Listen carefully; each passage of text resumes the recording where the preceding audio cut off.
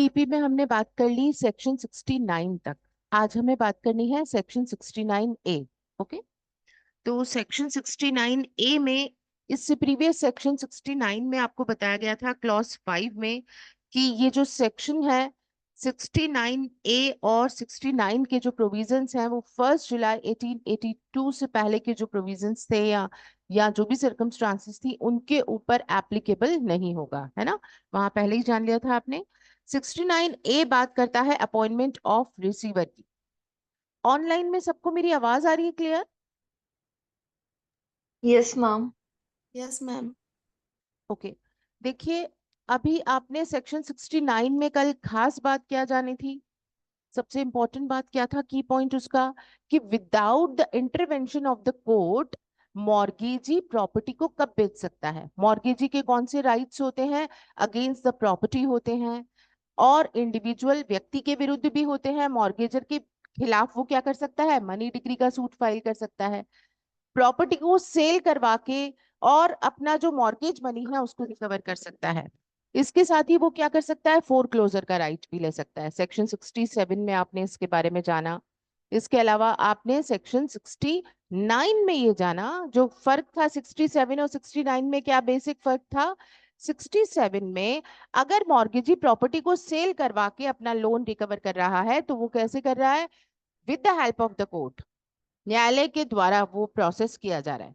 लेकिन सेक्शन 69 में जब प्रॉपर्टी को बेचकर और अपना लोन रिकवर कर रहा है मॉर्गेजी, तो वो कैसे कर रहा है? न्यायालय के हस्तक्षेप के बिना, without the intervention of the court, वो प्रॉपर्टी को सेल कर रहा है।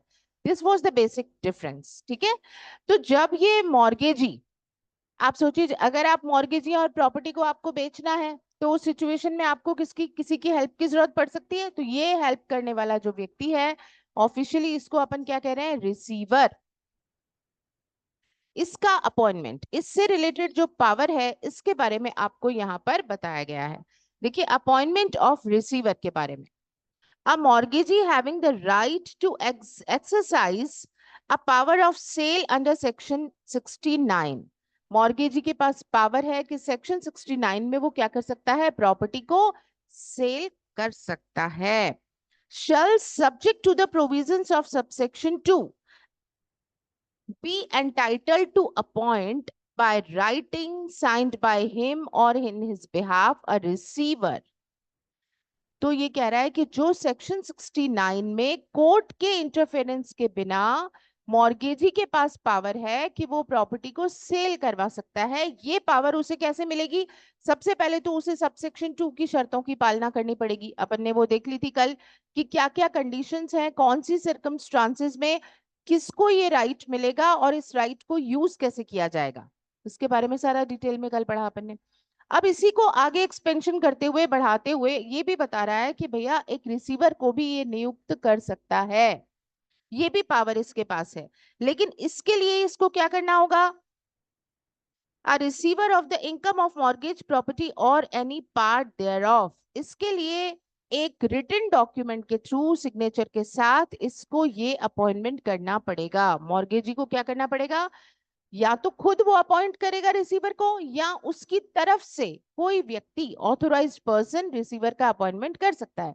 अब ये अपॉइंटमेंट क्या ओरल हो सकता है? क्या नहीं, ये कैसा हो सकता है? केवल रिटन हो सकता है, ठीक है। अब दूसरी बात देखिए, any person who has been named in the mortgage deed and is willing and able to act as receiver may be appointed by the mortgagee.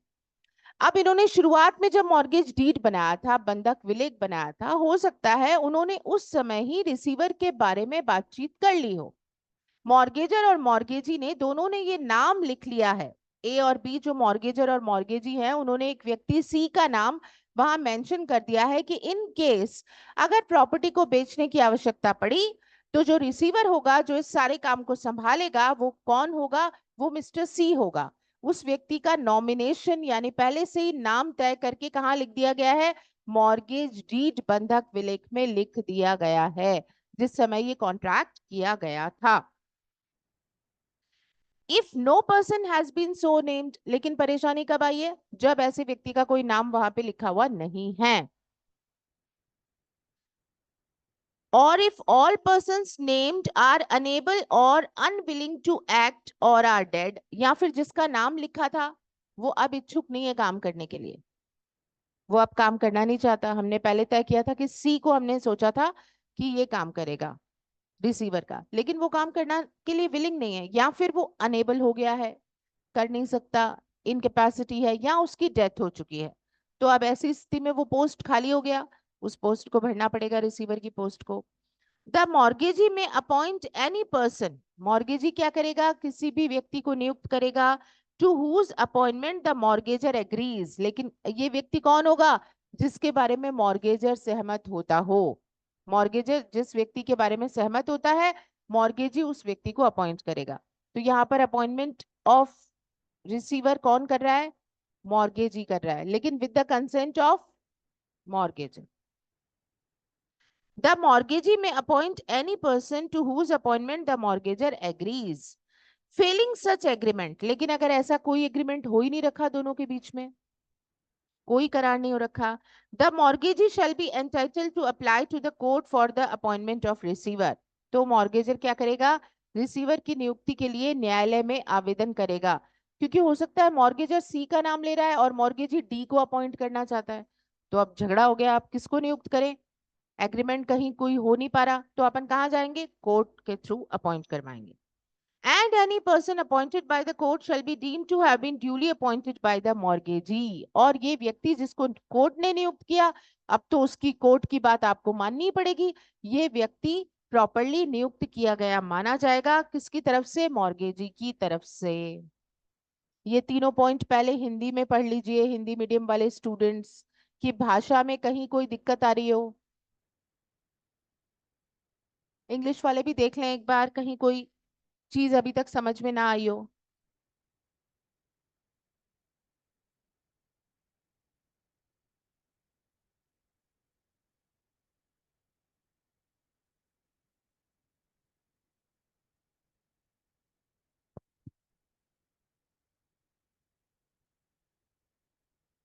Section 69A।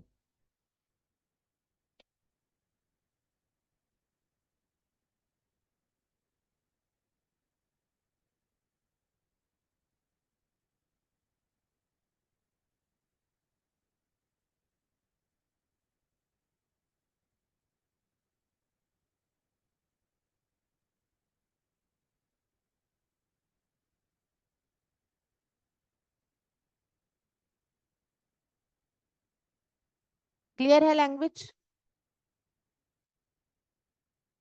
अभी तक इतना ही जाना है हमने, कि प्रियंका आप थोड़ा लेट हो गए हैं, अभी तक इतना ही जाना है। सेक्शन 69 कल पढ़ा था, कोर्ट की बिना हेल्प के मॉर्गेजी क्या करेगा, प्रॉपर्टी बेचेगा। अब आपको बेचनी है प्रॉपर्टी, तो कैसे बेचोगे, उसके लिए रिसीवर की अपॉइंटमेंट करोगे। तो रिसीवर की अपॉइंटमेंट का प्रोविजन चल रहा है, या तो डॉक्यूमेंट में लिखा होगा मॉर्गेज डीड में, और अगर वहां नहीं लिखा होगा तो बाद में अपन करेंगे, और बाद में अपन जब अपॉइंट करेंगे और सहमत नहीं हो पाए मॉर्गेजर और मॉर्गेजी, तो किसकी हेल्प लेंगे, कोर्ट की। अब देखिए आगे क्या कहता है, अ रिसीवर में at any time be removed, receiver जो है उसको किसी भी समय क्या किया जा सकता है, पहले भी आप ऊपर वाले उसमें रूम में पेपर दे दो, you know about it, test series जहां देते हैं आप, ओके खुला हुआ होगा, अदरवाइज की ड्रॉर में है। A receiver may at any time be removed by writing, signed by or on behalf of the mortgager and mortgagee. जिस रिसीवर की नियुक्ति की थी अपन ने, अगर हमें लग रहा है कि ये प्रॉपरली काम नहीं कर रहा, तो आपको क्या करना पड़ेगा, उसे हटाना पड़ेगा। तो इसको हटाने का काम भी कैसे करना पड़ेगा, लिखित में ही, लिखित में ही नियुक्ति की थी, रिटन में ही आप इसको हटाओगे। और by the court on application made by either party and on due cause shown, और या फिर कैसे किया जाएगा, कोर्ट में हम अप्लाई करेंगे, क्योंकि अगर मान लो कि वो व्यक्ति किसने नियुक्त किया था, कोर्ट ने, तो हटाएगा भी कोर्ट, तो हम कोर्ट को कहेंगे सर ये नहीं काम कर रहा है, या हम सेटिस्फाइड नहीं है, इसको रिमूव करना है, तो हम एप्लीकेशन देंगे और कोर्ट के ऑर्डर पे उसमें कारण लिख दिया जाएगा भाई क्यों अपन इसको रिमूव कर रहे हैं। A vacancy in the office of receiver may be filled in accordance with the provisions of this section. इस ये पोस्ट खाली हो जाएगी, तो इसको भरेंगे कैसे, इस धारा के अनुसार। इस धारा में आपको सिंपली बता रखा है, नियुक्त करेगा मॉर्गेजी, लेकिन कंसेंट, सॉरी, कंसेंट किसकी होनी चाहिए? मॉर्गेजर की। दोनों सहमत नहीं होते हैं तो कोर्ट की हेल्प से appoint. A receiver appointed under the powers conferred by this section shall be deemed to be the agent of the mortgager. Underline कर लीजिए, यहां से क्वेश्चन बनता है। वैसे तो सिंपल सेक्शन है, रीडिंग से ही आ जाएगा, लेकिन जहां से क्वेश्चन बनता है वो ये है कि जो रिसीवर यहाँ पे नियुक्त किया गया है वो किसका एजेंट माना जाएगा, या रिसीवर के कामों के लिए कौन जिम्मेदार होगा? तो वो एजेंट माना जाता है मॉर्गेजर का। अपॉइंट तो किया है मॉर्गेजी ने, लेकिन कंसेंट थी मॉर्गेजर की, है ना? तो वो किसका एजेंट माना जाएगा? मॉर्गेजर का। क्योंकि आप खुद ही सोचिए कि जब मेरी प्रॉपर्टी है, बेचनी है मुझे, तो उस सिचुएशन में का अधिकार किसको मिलना चाहिए? मुझे ही मिलना चाहिए ना। क्यों? क्योंकि मैं चाहूंगी बेस्ट से बेस्ट इसकी प्राइस मैं लूं मार्केट से, अगर मुझे इसे बेचना है तो जो रिसीवर यहाँ पे जिसको अपन काम दे रहे हैं प्रॉपर्टी सेल करने का, वो किसका एजेंट माना जाता है? मॉर्गेजर का माना जाता है। मॉर्गेजर के बिहाफ पे वो काम कर रहा है, क्योंकि ओनर अभी भी कौन है? मॉर्गेजर ही है। And the mortgagor shall be solely responsible for the receiver's acts or defaults. Mortgagor अकेला जिम्मेदार है, सोली। इस बात को भी अंडरलाइन कीजिए। क्या रिसीवर के गलती के लिए मॉर्गेजर और मॉर्गेजी दोनों जिम्मेदार होते हैं? नो, ओनली कौन जिम्मेदार होता है? Mortgage. Unless the mortgage deed otherwise provides, लेकिन अगर मॉर्गेज डीड में कोई अलग बात कह रखी है कि नहीं साहब मॉर्गेजी भी जिम्मेदार होगा, और अनलेस सच एक्ट्स और defaults are due to the improper intervention of the mortgagee, या मॉर्गेजी ने कोई हस्तक्षेप किया है, या उसने कोई डिफॉल्ट करा है, त्रुटि करी है, और उसकी वजह से यहाँ पे क्या हुआ है? प्रॉब्लम अराइज हुई है, उसकी वजह से यहाँ पे कोई नुकसान हुआ है, तो मॉर्गेजी का अगर कोई डिफॉल्ट है देन मॉर्गेजी लायबल है। मॉर्गेजी कोई इंटरफेरेंस कर रहा है रिसीवर के काम में और कोई नुकसान हुआ तो मॉर्गेजी लायबल है, या फिर उन्होंने कोई कॉन्ट्रैरी कॉन्ट्रैक्ट कर लिया तो मॉर्गेजी लायबल है। Otherwise who is responsible? Mortgagor. अब देखिए चौथी बात, अब यहाँ पे क्या कर रहा है ये रिसीवर जो है उसको अपन ने क्या काम दिया है कि आपको प्रॉपर्टी को बेचना है, ठीक है? अब उससे कई जगह से जितनी भी उसकी प्रॉपर्टी है उसको सेल करके और लोन की अमाउंट को उसको रिकवर करके कहाँ पहुंचाना है? मॉर्गेजी के पास पहुंचाना है। तो अब इसको ये काम दिया है कि मॉर्गेजर का एजेंट है ये, मॉर्गेजर की तरफ से काम कर रहा है ये, तो जो जो पैसा मॉर्गेजर के हक में बनता है प्रॉपर्टी को बेचने के बाद, जितनी भी उसको डिमांड करना है, वसूल करना है, पैसा रिकवर करना है, वो सारा अब कौन करेगा? रिसीवर करेगा। तो उसकी जिम्मेदारी क्या बनती है? ठीक से वसूली करे, ठीक से मांग करे, डिमांड करे। मतलब उस प्रॉपर्टी की जब सेल भी करना है तो जो उसकी एक्चुअल वैल्यू बनती है वो करे, खाना पूर्ति ना करे। प्रॉपर्टी 50 लाख की है और उसको तो बेचना है, तो चलो भाई 30-35 मिले मुझे तो मैंने बेच दी, ऐसा नहीं। उसको पूरी कोशिश यही करनी चाहिए कि मॉर्गेजर के राइट्स प्रोटेक्ट हों, जो उसको वर्थ बनती है उतना पैसा उसको मिले। The receiver shall have power to demand and recover all the income of which he is appointed receiver. Receiver के पास ये शक्ति है, पावर है कि वो डिमांड भी कर सकता है, रिकवर भी कर सकता है वो सारी इनकम जिसके लिए कि उसको रिसीवर नियुक्त किया गया है। ओके, बाय सूट, एग्जीक्यूशन और अदरवाइज। इसके लिए उसको अगर क्या करना पड़े, सूट फाइल करना पड़े तो कर सकता है। क्वेश्चन आता है क्या रिसीवर कोई सूट फाइल कर सकता है ऑन बिहाफ ऑफ मॉर्गेजर? बिल्कुल कर सकता है। प्रोसीडिंग ला सकता है, एग्जीक्यूशन की प्रोसीडिंग ला सकता है, बिल्कुल ला सकता है। किसके नाम में लाएगा? In the name of either the mortgagor और ऑफ द मॉर्गेजी। किसके नाम से वाद लाएगा? दोनों में से किसी के नाम से भी वाद ला सकता है। To the full extent of the interest which the mortgagor could dispose of, वो पूरा हित जो कि मॉर्गेजर के पास था डिस्पोज ऑफ करने के लिए, वो सारा हित अब एनफोर्स और एग्जीक्यूट करने के लिए अपने रिसीवर को दिया है। And to give valid receipts accordingly for the same, और इसके लिए कोई रिसीप्ट उसको देनी है तो वो रसीदें भी देने के लिए एंटाइटल होगा। And to exercise any powers which may have been delegated to him by the mortgagee in accordance with the provisions of this section, और उन सारी शक्तियों का इस्तेमाल रिसीवर कर सकता है जो मॉर्गेजी ने उसे इस धारा में दी हो। तो यहाँ पे जो सबसेक्शन 4 है 69A का, वो किसके बारे में बता रहा है? पावर्स। ये भी थोड़ा सा ध्यान रखते चलो। पावर्स कौन से सेक्शन में बता रखी है रिसीवर की? 69(4). अपॉइंटमेंट किस में बता रखा है? 69(1). इसका की पॉइंट टाइटल ऊपर से डाल दिया करो। रिमूवल कहाँ बता रखा है? 69(1). लाइबिलिटी कहाँ बता रखी है और किसकी होगी कहाँ बता रखा है? 69(2). सॉरी 69(3). चलिए अब क्या कह रहा है ये? पांचवी बात ये कह रहा है कि रिसीवर को जो व्यक्ति पैसा दे रहा है, हमने पिछले क्लॉज 4 में क्या पढ़ा था कि वो डिमांड कर सकता है, मांग कर सकता है, भुगतान ले सकता है, रिकवरी कर सकता है। तो मान लीजिए रिसीवर हमसे पैसा लेने आया है, तो क्या एक थर्ड पार्टी ये राइट रखती है कि ये देखे कि रिसीवर का अपॉइंटमेंट वैलिड है या नहीं? नो, थर्ड पार्टी का ये काम नहीं है। थर्ड पार्टी को ये देखने की जरूरत नहीं है कि रिसीवर का अपॉइंटमेंट वैलिड हुआ है या नहीं हुआ है, विधि मान्य हुआ है या नहीं हुआ। ये काम देखने का काम थर्ड पार्टी का नहीं है। वो थर्ड पार्टी तो उसको पेमेंट देगी, बस इतना पता होना चाहिए कि ये ऑथोराइज रिसीवर है appointed by the mortgage. The person paying money to the receiver, जो व्यक्ति रिसीवर को पैसा दे रहा है, shall not be concerned to inquire if the appointment of the receiver was valid or not। वो इस बारे में कंसर्न होने की उसे जरूरत नहीं कि ये अपॉइंटमेंट वैलिड है या नहीं। क्लियर? अब रिम्यूनरेशन के बारे में कहा बताया गया है? क्लॉज 6 में बताया गया है रिसीवर कितना पैसा लेगा। तो इसके बारे में यहाँ बताया गया है कमीशन कितना होगा? मैक्स टू मैक्स 5% हो सकता है, नॉट मोर देन। उसमें जितनी भी वो परसेंटेज अकॉर्डिंगली तय करें। डॉक्यूमेंट में बंधक विलेख में जो है वो लिख देंगे कि भाई मैक्सिमम 5% है, हो सकता है 1%, 2%, 5 के अंदर अंदर जितना भी परसेंटेज दोनों पार्टीज मॉर्गेजर और मॉर्गेजी ने तय किया है उतना कमीशन रिम्यूनरेशन के रूप में अपन रिसीवर को देंगे। और कुछ भी नहीं लिखा हो तो फिर 5% दिया जाए। The receiver shall be entitled to retain out of any money received by him।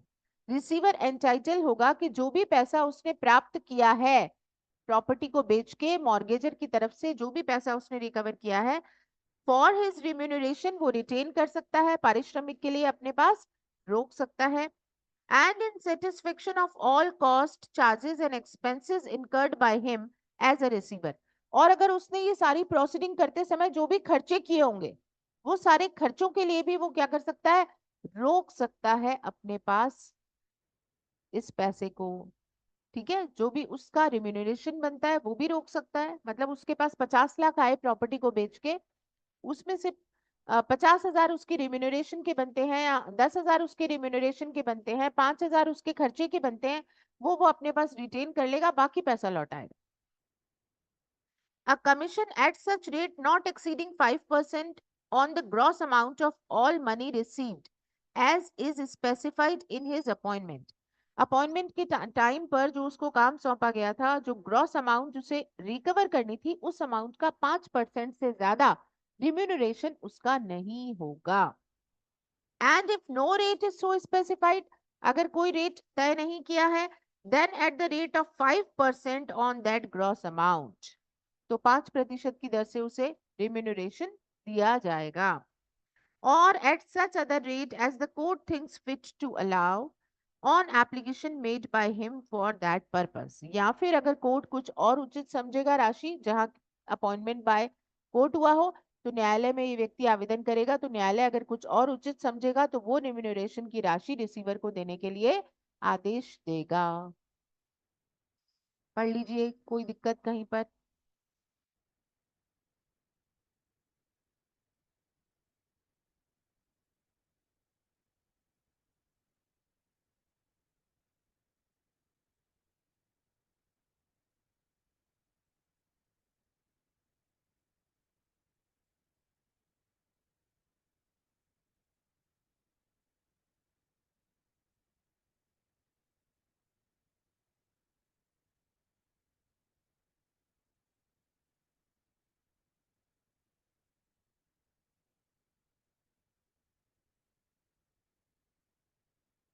चल दूं?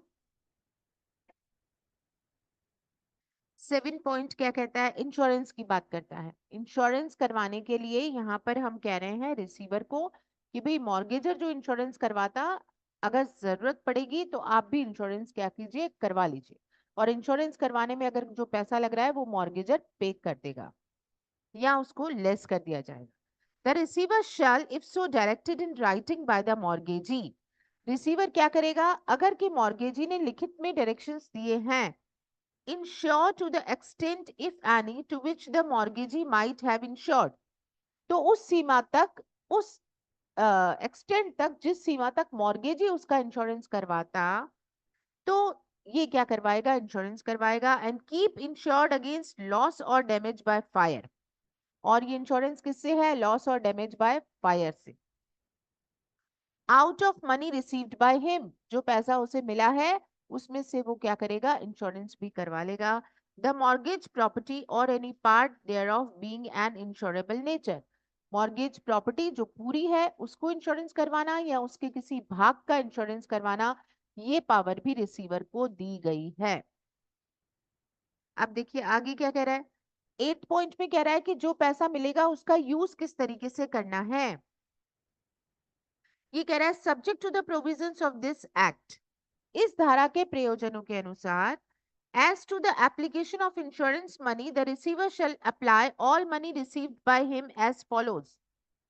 उसको क्या करना है? पैसे को किस तरह से विनियोजित करना है, अप्रोप्रिएट करना है, वो प्रोविजन यहाँ बताए हैं। सबसे पहले तो वो क्या करेगा? इन discharge of all rents, taxes, land revenue, rates and आउटगोइंग्स whatever affecting the mortgage property.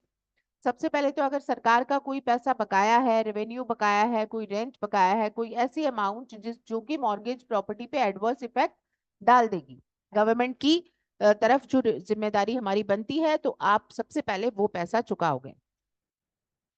उसके बाद in keeping down all annual sums और other payments and the interest on all principal sums having priority to the mortgage in right whereof he is receiver। और उसको main बात क्या कही थी? Mortgage money उसको क्या करना है? रिकवर करना है। तो उस पैसे को भी वो क्या करेगा? साइड में रखेगा। ध्यान रखते हुए कि क्या क्या पेमेंट्स हमें प्रिंसिपल मनी के साथ साथ मॉर्गेजी को देने हैं। इन payment of his commission end of the premium of fire, life और अदर इंश्योरेंस, उसके कमीशन का भुगतान, उसके खर्चों का भुगतान, इंश्योरेंस के पैसे का भुगतान, जो कि मॉर्गेज डीड में जितनी बातें लिखी गई हैं या इस एक्ट ने जो भी बताई हैं या जो भी खर्चे हुए हैं, कॉस्ट हुए हैं, वो सारे खर्चों को ये क्या करेगा? रिकवर कर सकता है। In payment of the interest falling due under mortgage, ब्याज का पैसा देना है मॉर्गेजी को, वो अलग करेगा। इन और towards discharge of principal money if so directed in writing by the mortgagee. Mortgagee ने लिखित में अगर कह दिया है कि भाई प्रिंसिपल मनी जो जो है वो भी आपको पे करनी है इसमें से, क्योंकि जरूरी नहीं है एक ही मॉर्गेजी हो, इसके अलावा प्रायर मॉर्गेजी या प्रायर एनकम्बरेंसेस भी हो सकते हैं, तो उन सब के भी भुगतान की प्रायोरिटी के अकॉर्डिंग इसी का जिम्मा रहेगा। तो ये सीक्वेंस क्या रहेगा यहाँ पे आपको बताया गया है। फिर भी कुछ पैसा बच जाएगा ये सारा भुगतान करने के बाद, तो किसको दिया जाएगा? जो व्यक्ति इसका हकदार होगा, एंटाइटल होगा। एंड शिल पे द रेसिड्यू इफ एनी, और जो पैसा बचेगा उसको क्या करेगा? Of money received by him to the person who but for the possession of the receiver would have been entitled to receive the income of which he is appointed receiver। वो जिस property का receiver appoint हुआ है उस property का entitle या हकदार जो व्यक्ति होगा, बचा हुआ जितना भी होगा वो उसको दे देगा। क्लियर हुआ? यहाँ पे आपको 8 नंबर के पॉइंट में बताया है कि उस प्रॉपर्टी का जो बेचने के बाद हमें पैसे का विनियोजन करना है वो किस क्रम में करना है, किस सीक्वेंस में करना है, वो है आपका सबसेक्शन 8। फिर इसने यहाँ पे 9 में कहा है ऑल्टरेशन के बारे में, परिवर्तन के बारे में, क्योंकि यहाँ पे आप देख रहे हैं रिसीवर की अपॉइंटमेंट के बाद उसके फंक्शंस और उसके वर्कलोड, इन सब की चीजों के अंदर किसका बार बार रोल आ रहा है? मॉर्गेजर कभी कुछ कह रहा है, डायरेक्शंस दे रहा है, कभी मॉर्गेजी डायरेक्शंस दे रहा है। तो ये टर्म्स एंड कंडीशंस को किसके द्वारा तय किया जा रहा है? पक्षकारों के द्वारा, यानी मॉर्गेजर और मॉर्गेजी के द्वारा। तो यहाँ इस एक्ट में जितनी बातें लिखी हैं उसमें अगर किसी प्रकार का परिवर्तन, चेंज, ऑल्टरेशन अगर मॉर्गेज डीड में किया गया है तो वो एप्लीकेबल हो जाएगा। भाई ये लॉ तो ये कह रहा है, लेकिन ये किसके अधीन है? पार्टीज के कॉन्ट्रैक्ट के अधीन। तो पार्टीज ने अगर कोई दूसरी बात लिखी है, मॉर्गेजर कहता है नहीं साहब इस पॉइंट पे तो मेरे पास ही रहेगा राइट, आपके पास नहीं रहेगा, तो वो फिर क्या हुआ, अपन ने एक्ट से अलग कोई बात पावर के बारे में डिसाइड कर ली, तो फिर किसकी बात सुनी जाएगी? जो इन दोनों पार्टीज ने तय की हो, क्योंकि यहाँ पे पार्टीज के पास भी पावर कॉन्ट्रैक्ट में दी जाती है। तो the provisions of subsection 1 apply only if and as far as a contrary intention is not expressed in the mortgage deed. Subsection 1 के प्रोविजन जो है वहां लागू हो रहे हैं जहां पर की जो है कॉन्ट्ररी इंटेंशन नहीं है। कॉन्ट्ररी इंटेंशन मतलब विपरीत आशय पक्षकारों ने अपनी मर्जी से चीजें तय की हैं। And the provisions of subsection 3 to 8 inclusive may be varied or extended by the mortgage deed. और 3 to 8 में जितनी भी बातें आपने पढ़ी हैं उन सब में परिवर्तन मॉर्गेज डीड के द्वारा किया जा सकता है। And as so varied or extended shall as far as may be operate in like manner and with all the like incidents, effects and consequences as if such variation or extensions were contained in the said subsection. ये सारे परिवर्तन, प्रभाव, परिणाम इसका जो भी होगा वो ऐसे माना जाएगा जैसे शुरुआत से ही ये मौजूद थे। मतलब हमने लेटर ऑन इसको चेंज किया किसी चीज को, तो भी वो उसमें माना कैसे जाएगा? जैसे फ्रॉम द बिगिनिंग ही इसे हमने जोड़ रखा था। क्लियर हुआ? अब आती है 10th नंबर की पॉइंट। 10th नंबर में आपको ये बता रखा है कि कोर्ट का क्या रोल है। ऐसा अगर कोई पॉइंट आ जाता है जहां हमें लगता है कि इस क्वेश्चन पे हमें कोर्ट की हेल्प लेनी पड़ेगी, ये मैटर नहीं सुलझ पा रहा, इस प्रश्न का जवाब नहीं मिल पा रहा, तीनों पार्टीज हैं यहाँ पे, रिसीवर भी है, मॉर्गेजर मॉर्गेजी भी है, what to do we don't know, what we have to do, take the help of the court. न्यायालय की मदद ले लो, न्यायालय समाधान कर देगा। न्यायालय कुछ ऐसे प्रश्नों पे समाधान नहीं करेगा जहां पे लॉन्ग ऑन डिस्कशंस, एविडेंसेस, कोई नया ही प्रश्न टाइटल को लेके ले आए आप। अगर एडमिनिस्ट्रेशन से लेके कोई छोटी मोटी बात है तो वो चीज तो क्या है, कोर्ट सुलझा लेगा, उसके लिए दिक्कत नहीं है अलग से वाद लाने की। लेकिन अगर एडमिनिस्ट्रेशन से संबंधित कोई मामला जिस प्रश्न को हमें लग रहा है कि अभी फैसला करना हमें जरूरी होगा, तो उसका निर्धारण न्यायालय कर सकता है। Application may be made without the institution of a suit to the court. न्यायालय में हम केवल एप्लीकेशन देंगे, आवेदन करेंगे, वाद दायर करने की जरूरत नहीं है। फॉर इट्स ओपिनियन, एडवाइस और डायरेक्शन, हम कोर्ट में आवेदन कर रहे हैं, एप्लीकेशन कर रहे हैं, वाद दायर नहीं कर रहे और कोर्ट की मदद ले रहे हैं। क्या ऐसा भी कहीं हो सकता है कि आप वाद दायर ना करो और न्यायालय से आपको मदद मिल जाए on application? It is possible, yes. ये है सेक्शन 69 ए का प्रोविजन 10। तो ये कह रहा है कि कोर्ट का ओपिनियन लेने के लिए, उसकी राय लेने के लिए, उसके निर्देश लेने के लिए, और any present question respecting the management और administration of the mortgage property, वर्तमान में हमारे सामने कोई सवाल आ गया है कि इस प्रॉपर्टी का मैनेजमेंट कैसे करें, मॉर्गेज प्रॉपर्टी का प्रशासन कैसे करें, एडमिनिस्ट्रेशन कैसे करें, इस प्रश्न के निर्धारण के लिए न्यायालय में आवेदन कर सकते हो, एप्लीकेशन दे सकते हो, सूट फाइल करने की आपको यहाँ आवश्यकता नहीं है। लेकिन वो क्वेश्चन कैसा होना चाहिए? Other than question of difficulty और importance not proper in the opinion of the court for summary disposal. वो मामला ऐसा है कि समरी डिस्पोजल से काम नहीं चलेगा, तो ऐसे मामले में फिर आपको अलग ही सूट फाइल करना पड़ेगा। अगर कोई क्वेश्चन इन डिफिकल्टी है, मतलब लॉन्ग प्रोसेस चाहिए, जहां पे टाइटल की कोई बात आ रही है, एडमिनिस्ट्रेशन, इन्होंने क्लियर कह दिया भाई एडमिनिस्ट्रेशन की कोई बात है, मॉर्गेज प्रॉपर्टी के डिस्पोजल का कोई समस्या आ रही है, वो आप राय ले लो, एप्लीकेशन पे ही ले लो।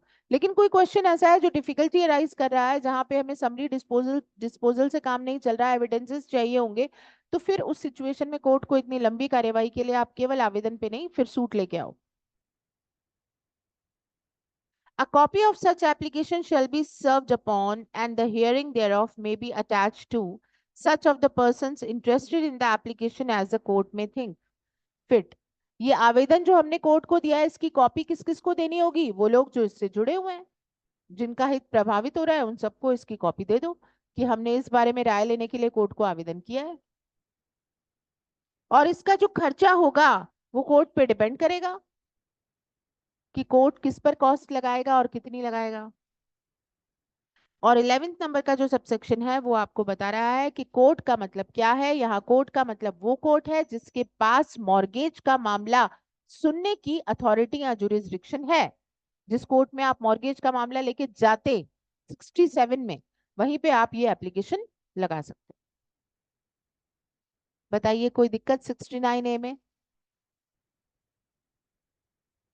क्लियर है? ऑनलाइन में भी सबको क्लियर है? कोई क्वेरी? No ma'am. चलिए सेक्शन 70 पे चलते हैं, एक्सेशन टू मॉर्गेज प्रॉपर्टी। देखिए इससे पहले आपने सेक्शन 63 भी पढ़ा था। 63 में आपने क्या पढ़ा था कि मॉर्गेज प्रॉपर्टी में कुछ वृद्धि हो गई है, एक्सेशन हो गया है। वो प्रॉपर्टी किसके पास है? मॉर्गेजी के पास। उस प्रॉपर्टी में जो एक्सेशन हुआ है, वृद्धि हुई है, उसका हकदार कौन है? मॉर्गेजर। पढ़ा था ना अपन ने। कोई बेनिफिट होता है, प्रॉपर्टी बढ़ गई है, कोई एक्सेशन हो गया, प्राकृतिक चीजों की वजह से हो गया, तो वो सब बेनिफिट किसका है? वो हमने कहा कि मॉर्गेजर का होगा। अब यहाँ पे ये कह रहा है कि भाई मॉर्गेज प्रॉपर्टी जो जो हमने सिक्योरिटी के रूप में मॉर्गेजी को दी है, अगर उस प्रॉपर्टी में कोई बढ़ोतरी हो जाती है तो फिर फायदा किसको मिलेगा? तो सिक्योरिटी के रूप में एंटाइटल यानी ओनर तो मॉर्गेजर है, लेकिन उस सिक्योरिटी का फायदा क्या मॉर्गेजी को मिलेगा? सपोज मैंने आपको एज ए मॉर्गेजी जमीन दी है, 200 गज की जमीन मैंने आपको सिक्योरिटी के रूप में रखवाई, लैंड ही थी वो, खाली सिक्योरिटी के रूप में रखवा दी, और मैंने आपसे 10 लाख का लोन ले लिया। क्लियर? मॉर्गेज है क्या ये? It can be done. ये मॉर्गेज है क्या?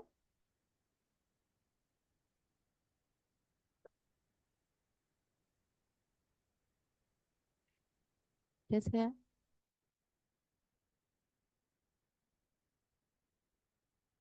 हम्म, ये क्यों नहीं है मॉर्गेज?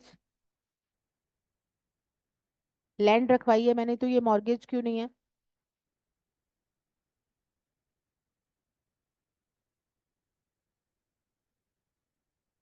बूटा सिंह, मॉर्गेज है। मैंने एक जमीन बंधक रखवाई है आपको और आपसे लोन लिया है, मेरे पास मकान नहीं है, मेरे पास जमीन है, मैंने आपको बंधक रखवाई, मैं ऐसा कर सकती हूँ? क्या ये मॉर्गेज है? कर सकते हैं। क्यों? मेन कारण क्या है? Subject matter. क्या है subject matter? Immovable property. Priyanka, आपका क्या कहना है? क्या ये मॉर्गेज है? सिक्योरिटी के रूप में दे सकती हूँ मैं। क्यों दे सकती हूँ? क्योंकि मॉर्गेज किसका होता है हमेशा? अचल संपत्ति, इमूवेबल प्रॉपर्टी का। लैंड है प्रॉपर्टी, इमूवेबल प्रॉपर्टी है ना। अचल संपत्ति की परिभाषा में लैंड भी आता है, जरूरी नहीं है कंस्ट्रक्शन हो। तो अब मैंने तो दी थी जमीन आपको और सिक्योरिटी के रूप में दी थी, अब मैंने उस पे क्या कर लिया? मकान बना लिया। आप कौन हो? मॉर्गेजी। वो लैंड तो मेरी जो थी उसकी कीमत मान लो होगी 20 लाख, अब मैंने मकान खड़ा कर लिया तो उसकी कीमत हो गई 2 करोड़ 20 लाख। कि कैसा भी मकान बनवाया जा सकता है, कितना भी डालो उसमें, तो अब उसकी कीमत बढ़ गई, एक्सेशन हो गया। इसका फायदा एज ए सिक्योरिटी जो आपको मिलेगा मॉर्गेजी को, या नहीं मिलेगा? बिल्कुल मिलेगा। यहाँ पे आपको यही बता रखा है कि जो प्रॉपर्टी की सिक्योरिटी दी गई है उस प्रॉपर्टी में एक्सेशन हो जाता है, या तो नेचुरल वे से हो जाता है, प्राकृतिक वे से, जैसे कि हमने पहले भी देखा है कि भूमि का क्षेत्र बढ़ गया, पहले बाय मिस्टेक या तो कम पता था उस वजह से, और अब सीमा क्षेत्र की कैलकुलेशन हुई तो उसमें बढ़ गई वो एरिया, या प्राकृतिक रूप से बाढ़ वगैरह की वजह से क्या हुआ, वो एरिया ज्यादा बढ़ गया, या फिर जैसे मैंने आपको एग्जांपल दिया कि हमने उस पे कंस्ट्रक्शन करवा लिया तो एक्सेशन हो गया, बढ़ोतरी हो गई। तो जो भी बढ़ोतरी यहाँ पे इमूवेबल प्रॉपर्टी में हुई है, सिक्योरिटी में हुई है, तो वो फायदा किसको मिलेगा? मॉर्गेजी को मिलेगा। या फिर प्रॉपर्टी की वैल्यू ही बढ़ जाए, वो कैसे होगा? जैसे मान लो मैंने आपको मॉर्गेज रखी थी प्रॉपर्टी, उसके पहले मैंने किसी और को 10 लाख रुपए की लोन लेके प्रॉपर्टी रखी थी, है ना, ऐसा हो सकता है ना, एक प्रॉपर्टी 2 बार मॉर्गेज हो। मैंने पहले मॉर्गेज किया हुआ था, उससे 10 लाख रुपए का लोन ले रखा था, फिर वो प्रॉपर्टी मेरी कितनी थी, 50 लाख की। फिर मैंने आपके पास मॉर्गेज रखवाई और उससे उससे मैंने 20 लाख का लोन लिया। लेकिन जो मैंने आपको मॉर्गेज रखवाया है उसमें पहले अधिकार किसका बनेगा, पहले वाले मॉर्गेजी को 10 लाख देने पड़ेंगे। तो आपका अधिकार उसकी सिक्योरिटी पे कम था, आपको पूरे 50 लाख पे अधिकार थोड़ी था, पहले अधिकार मॉर्गेजी 1 का था। अब मान लो मैंने उस मॉर्गेजी 1 का 10 लाख रुपए चुका दिया, पे ऑफ कर दिया, तो मैंने जो आपको सिक्योरिटी रखवाई थी उसकी वैल्यू एक्सेशन हो गई कि नहीं हो गई, बढ़ गई अपने आप ही, प्रॉपर्टी की वैल्यू तो वही थी, लेकिन उसके ऊपर क्या था, मॉर्गेज पहले से था, वो मॉर्गेज का अमाउंट मैंने पे ऑफ कर दिया, तो खत्म हो गई पहले वाले मॉर्गेजी की कहानी। अब वो जो आपको मैंने सिक्योरिटी दी उसका भार बढ़ गया कि नहीं, पहले तो वो 40 की हो रही थी, अब वो कितने की है, 50 लाख की हो गई वो सिक्योरिटी आपके पास। तो ये जो भी एक्सेशन होता है उस सब का फायदा किसको मिलता है, मॉर्गेजी को। देखिए, और इस सेम है ये सेक्शन 63, जिसमें एक्सेशन का फायदा किसको मिल रहा था, मॉर्गेजर को मिल रहा था। तो ये कह रहा है, if after the date of a mortgage any accession is made to the mortgage property, अगर मॉर्गेज के बाद मॉर्गेज प्रॉपर्टी में कोई बढ़ोतरी होती है, the mortgagee shall for the purpose of security, underline कीजिएगा इस बात को भी, मालिक नहीं हो गया वो, सिक्योरिटी के पर्पस से ही उसको अधिकार दे रहे हैं, be entitle to such accession, इस एक्सेशन के लिए, वृद्धि के लिए वो एंटाइटल होगा, लेकिन सिक्योरिटी के पर्पस से, प्रतिभूति के उद्देश्य से। लेकिन फिर इसने एक बात कह दी, in the absence of a contract to the contrary, विपरीत संविदा के अभाव में, यानी कि अगर पार्टीज चाहें तो कॉन्ट्रेरी कॉन्ट्रैक्ट करके इसको चेंज भी कर सकती हैं। इसके बाद रिन्यूअल ऑफ मॉर्गेज लीज का प्रोविजन है सेक्शन 71। ये कह रहा है कि अगर मॉर्गेज प्रॉपर्टी क्या है, लीज है, और मॉर्गेजर ने उसका रिन्यूअल करा लिया है, क्या लीज प्रॉपर्टी का मॉर्गेज पॉसिबल है, पढ़ चुके हो आप, क्या लीज प्रॉपर्टी का मॉर्गेज करना पॉसिबल है, yes Uttar ma'am. Is yes. उसको आपने ये भी पढ़ा है कि रिन्यूअल कौन करा सकता है, लेसी सॉरी मॉर्गेजी भी करा सकता है, यहाँ पे कौन करा रहा है, मॉर्गेजर करा रहा है, तो इसका फायदा किसको मिलेगा, मॉर्गेजी को।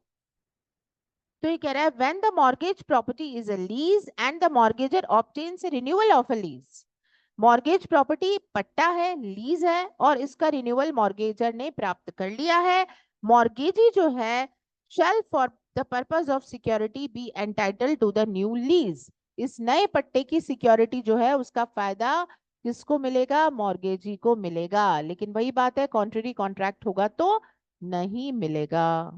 क्लियर। अब देखिए 72 क्या कहता है, rights of mortgagee in possession, अब mortgagee may spend such money as is necessary, क्या मॉर्गेजी पैसा खर्च कर सकता है, कर सकता है, हमें बार बार मॉर्गेजर का वेट थोड़ी करना पड़ेगा, प्रॉपर्टी में कोई नुकसान हो रहा है, गवर्नमेंट को कोई पैसा टैक्स का देना है, आपने इसके बारे में कॉन्ट्रैक्ट में भी प्रोविजन पड़े हैं, payment made on behalf of another, यहाँ पे आप लिख सकते हैं, ये जो प्रोविजन आप पढ़ रहे हैं अगर आपसे पूछा जाए कॉन्ट्रैक्ट में ऐसा कौन सा प्रोविजन है, आपने पढ़ा है payment made on behalf of another, section 69 of contract act. ये कह रहा है कि मॉर्गेजी को आवश्यकता पड़े तो प्रॉपर्टी से रिलेटेड जो खर्चा उसे करना जरूरी है वो कर लेगा, गवर्नमेंट को टैक्स पे करना जरूरी था, रेवेन्यू पे करना जरूरी था, मॉर्गेजर ने नहीं किया है, मॉर्गेजी ने नहीं किया अगर, तो फिर क्या सिचुएशन हो जाएगी, प्रॉपर्टी गवर्नमेंट के पास चली जाएगी, तो इसको सिक्योर करना जरूरी है। आपने इससे पहले पढ़ा है कि मॉर्गेजी के पास वो सारे अधिकार भी डिफेंड करने के दोगे आप प्रॉपर्टी को जो मॉर्गेजर के पास है, तो मॉर्गेजी के पास जो प्रॉपर्टी है उसको वो डिफेंड करेगा, सुरक्षित रखेगा, क्योंकि उसमें अपना हित भी जुड़ा हुआ है उसका, तो गवर्नमेंट का टैक्स उसने चुका दिया, खर्चा जरूरी था प्रॉपर्टी को सुरक्षित रखने के लिए वो उसने कर दिया, इंश्योरेंस करवाना जरूरी था वो उसने कर दिया, तो ये खर्चा करने के बाद उसकी वसूली वो किससे ले सकता है, मॉर्गेजर से ले सकता है। लेकिन इसका मतलब ये नहीं है कि वो इस सेक्शन के अलावा अपनी मर्जी से भी कुछ भी पैसा खर्च करता चलेगा, यहाँ कुछ सिचुएशंस ऐसी भी बताई गई हैं, पहले वो किसको कहेगा, मॉर्गेजर को कहेगा कि भैया ये पैसा पे करो, और मॉर्गेजर पे नहीं करेगा, देन उसके हाथ में पावर आ जाएगी। ऐसे नहीं कि खुद ब खुद। मॉर्गेजी को हमने तो दी थी जमीन, प्रियंका जी को मैंने दी जमीन, प्रियंका जी ने मकान बना लिया, अब कहती हैं लाओ साहब मैडम जी इसके पैसे दे दो आप। ऐसे कैसे होगा? अपनी मर्जी से आप कौन सा खर्चा कर सकते हो कौन सा नहीं, ये आपको लॉ बताएगा। तो यहाँ पे आपको ये बताया जा रहा है मॉर्गेजी क्या खर्चा करेगा। अगर मॉर्गेज प्रॉपर्टी को नष्ट होने से बचाना है, डिस्ट्रक्शन से बचाना है, फोर फीचर जप्ती से बचाना है, सेल से बचाना है। किसी दूसरे मॉर्गेजी ने सूट फाइल कर दिया है, जो प्रायर मॉर्गेजी है वो सूट फाइल कर रहा है कि साहब इसको सेल करवाओ प्रॉपर्टी को, हमारा इस प्रॉपर्टी के ऊपर बहुत लोन है। तो हमें क्या करना है? डिफेंड करना पड़ेगा ना एज ए मॉर्गेजी, क्योंकि अब आप दूसरे मॉर्गेजी हो, आपका हित भी जुड़ गया है, तो इससे सुरक्षित करना पड़ेगा, खर्चा करना पड़ेगा। For supporting the mortgagor's title to the property, mortgagor के टाइटल को सुरक्षित रखने के लिए, हक को सुरक्षित रखने के लिए, अगर उसके हक को कोई नुकसान पहुंचा रहा हो, for making his own title thereto good against the mortgagor, अपने हित को सुरक्षित रखने के लिए दूसरे मॉर्गेजी एनकम्बरेंसर या कोई थर्ड पार्टी अगर मॉर्गेजी के इंटरेस्ट को इफेक्ट डाले या मॉर्गेजर के टाइटल को कोई व्यक्ति प्रभाव डाल रहा है और प्रॉपर्टी को नुकसान हो सकता है, प्रॉपर्टी सेल हो सकती है, तो वो खर्चा करके उसे रोकेगा। When the property mortgage property is a renewable leasehold for the renewal of the lease, mortgage property ऐसी है जिसका लीज करवाना, रिन्यूअल कराना है, लीज है, और रिन्यूअल का जो खर्चा हुआ है वो मॉर्गेजी ने किया है, तो वो खर्चा भी मॉर्गेजी करेगा, तो वो रिकवर कर सकता है। और ये कह रहा है and may in the absence of a contract to the contrary add such money to the principal money. 10 lakh का लोन लिया था, ऊपर से आपका 1,50,000 खर्च हो गया है ये सारे कार्यवाहियों में, उस 1,50,000 को क्या करोगे आप? मूलधन में जोड़ दोगे कि भाई 10 लाख तो मेरा लोन का पैसा है जो आपको चुकाना है, 1.5 लाख रुपए मैंने इन सब कार्यवाहियों में खर्च कर दिया कोर्ट की प्रोसीडिंग और प्रॉपर्टी को बचाने के लिए, वो भी मिस्टर मॉर्गेजर आपको देना है और ब्याज का पैसा भी आपको देना है, तो जोड़ देगा।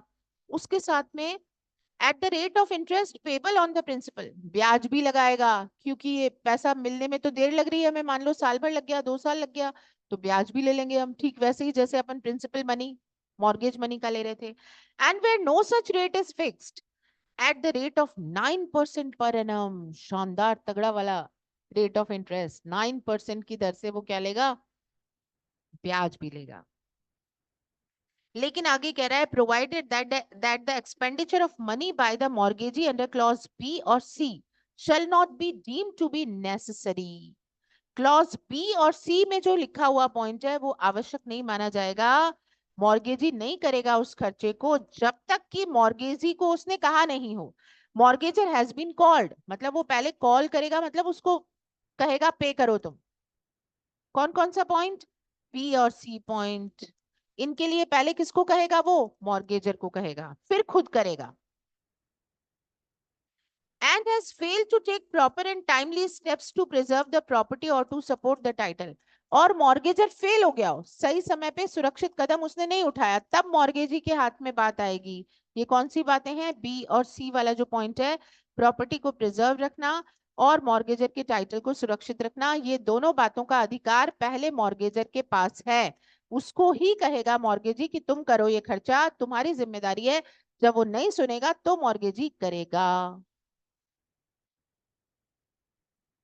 और अगला पैराग्राफ ये कह रहा है कि जहां इंश्योरेंस करवाने की आवश्यकता है वहां के बारे में यह राइट बता रहा है। Where the property is by its nature insurable, संपत्ति की प्रकृति ऐसी है, नेचर ऐसा है कि जिसका इंश्योरेंस करवाना है। The mortgagee may also in the absence of a contract to the contrary, तो मॉर्गेजी विपरीत संविदा न होने पर क्या करेगा? इंश्योर करेगा, इंश्योरेंस करवाएगा। And keep insured against loss और damage by fire the whole और any part of such property, या तो पूरी संपत्ति का अग्नि से नुकसान, डैमेज बाय फायर, और लॉस, लॉस और डैमेज बाय फायर जो है उससे या तो पूरी प्रॉपर्टी का या उसके किसी भाग का वो क्या करवाएगा? इंश्योरेंस करवा लेगा। और उसका जो प्रीमियम है, and the premium paid for any such insurance shall be added to the principal money, और प्रिंसिपल मनी में क्या ऐड कर देगा?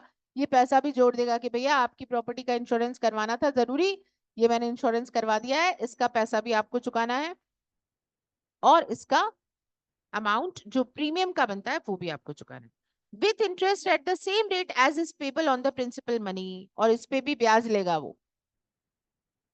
ध्यान रखना, मॉर्गेजी बनो तो कितने कितने अधिकार है। And where no such rate is fixed at the rate of 9%, same बात है पहले वाली।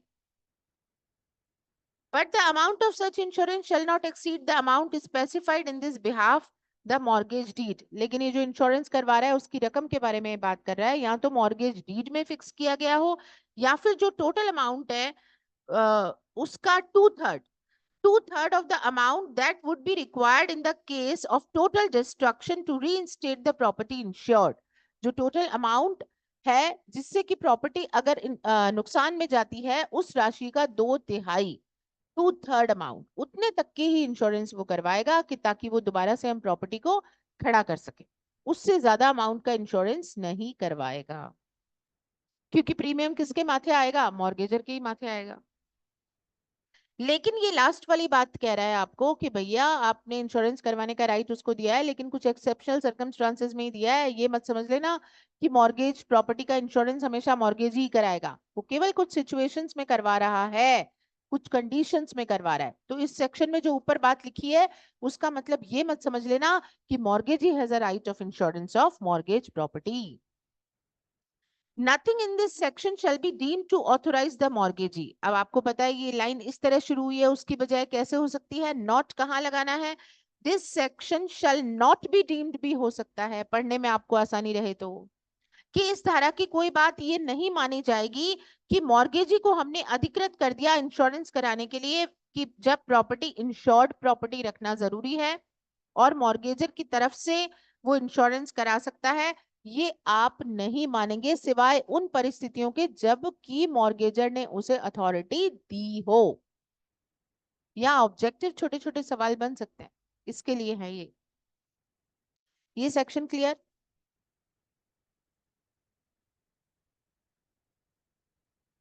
73 का एसेंस बताती हूँ, 3 बजने वाले हैं। 73 का एसेंस सुनिए। ये कह रहा है right to proceed of revenue sale और कंपनसेशन ऑन एक्विजिशन। अब क्या हुआ? आप मॉर्गेजी हैं, मैंने आपको मेरी प्रॉपर्टी की दी थी सिक्योरिटी, लेकिन मेरी प्रॉपर्टी ऑक्शन में सरकार ने बेच दी। मेरी एक्स नाम की प्रॉपर्टी को मैंने आपको दिया था एज ए मॉर्गेजी कि मेरी प्रॉपर्टी की सिक्योरिटी रखिए, लेकिन इस प्रॉपर्टी पे पैसा बकाया था ऑलरेडी पहले भी, तो इस प्रॉपर्टी को बेच दिया गया। सरकार ने इसे बेच दिया ऑक्शन में रेवेन्यू को वसूल करने के लिए, ठीक है। या इसको कैसे बेचा गया? एक्विजिशन भी होता है ना, लैंड एक्विजिशन एक्ट के अकॉर्डिंग, भूमि अर्जन के अकॉर्डिंग, अगर वो प्रॉपर्टी गवर्नमेंट ने ही एक्वायर कर ली है तो गवर्नमेंट एक्वायर करके क्या करती है? हमें कंपनसेशन दे देती है। जैसे अभी सिटी साइड में मंदिर बने थे तो कई लोगों की दुकानें मकान जो बीच में आए उनको तोड़ा, तोड़ के उन लोगों को क्या दे दिया? क्षतिपूर्ति दे दी। अब मैंने जो आपको सिक्योरिटी दी थी वो तो चली गई सरकार के पास, अब आपके पास क्या? तो ये जो सेक्शन है ये आपको सब्स्टिट्यूटेड सिक्योरिटी के बारे में बताता है। प्रतिस्थापित प्रतिभूति, क्या वो प्रतिभूति जो दी गई थी वो तो निकल गई हाथ से, उसकी जगह दूसरी प्रतिभूति आनी है आपके पास। तो यहाँ पे ये बताया गया है कि वो प्रॉपर्टी जो सेल हुई है पहले तो, जो गवर्नमेंट ने ले ली है, उसमें जो कुछ बच जाएगा उसके ऊपर मॉर्गेजी का अधिकार होगा, या जो सरकार क्षतिपूर्ति देगी, कंपनसेशन देगी प्रतिकर के रूप में, उस राशि पे किसका अधिकार होगा? मॉर्गेजी का अधिकार होगा। पहले तो देना पड़ेगा जिसको, प्रायर लोग थे जिन्होंने बेचा इसको, सरकार को लेना है तो सरकार लेगी, फिर जो बचा रह गया उसके उसके ऊपर अधिकार किसका है? इस व्यक्ति का है, और उसे हम कुछ अलग सिक्योरिटी भी मॉर्गेजी को देंगे क्योंकि पहले वाली तो गई है। इसके बारे में आपको सेक्शन 73 बताता है ना। और 76 जो है वो बताता है liability of mortgagee in possession. वो मॉर्गेजी जिसके पास पोजेशन है प्रॉपर्टी का, वो उस प्रॉपर्टी के प्रति क्या क्या जिम्मेदारियां रखता है, वो सारी लायबिलिटीज यहाँ पे सेक्शन 76 में आपको बताई गई हैं। ये 2 सेक्शंस में आपको काम दे रही हूँ कि आपको रीडिंग करके आना है कल। बहुत सिंपल है इसकी लैंग्वेज में, आपको मैंने बताया था आपको कंसेप्ट वाली चीज के बाद डायरेक्ट का रीडिंग है, तो ये भाषा में आपको कहीं कोई दिक्कत नहीं आएगी। आप ये 2 सेक्शन कल पढ़ के आइएगा, तो हम लोगों का काम, जैसे मैं आपको यहाँ बोलती हूँ ना यहाँ पढ़ो, उसकी बजाय ये सेक्शन अगर आप वहां से पढ़ के आओगे तो हम लोगों का काम हो जाएगा सेक्शन 79 तक। आप अगर रीडिंग करके आ गए तो बहुत ही सोने पे सुहागा हो जाएगा। हम्म। तो 79 तक एक बार आप कल देख के आइए। हम इतना ओवर करते हैं आज की क्लास। ओके। आप लोगों की कोई भी